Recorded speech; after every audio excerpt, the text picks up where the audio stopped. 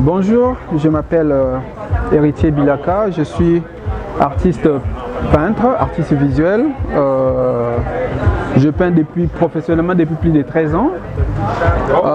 Je suis ici dans le cadre de cet événement organisé par le musée Afro-Musée dans le thème du Mandela.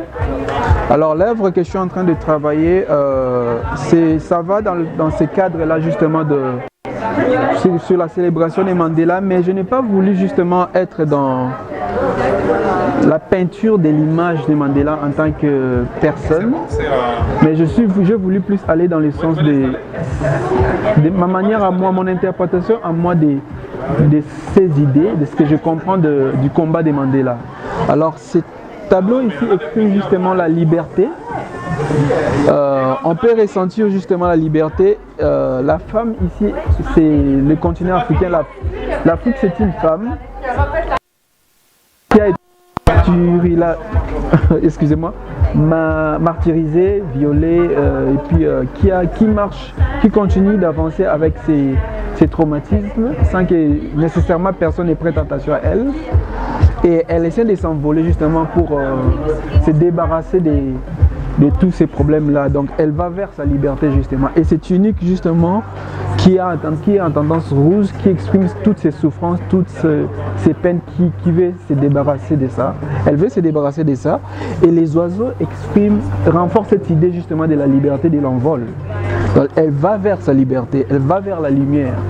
Et ça rencontre justement l'idée, en tout cas mon idée de ce que je me fais du combat de Mandela, qui était justement de se battre pour la liberté, non seulement des peuples sud-africains, mais aussi du peuple africain en général. Une femme, parce que l'Afrique, est au féminin. L'Afrique, c'est une... Si on peut illustrer l'Afrique, c'est comme la plus belle femme du monde, que tout le monde veut nécessairement avoir. Et tout le monde ne vient pas avec des bonnes intentions justement.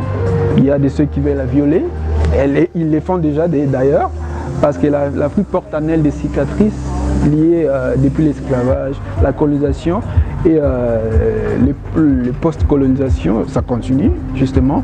Et le combat de Mandela justement n'a pas encore fini. Mandela a fait sa part.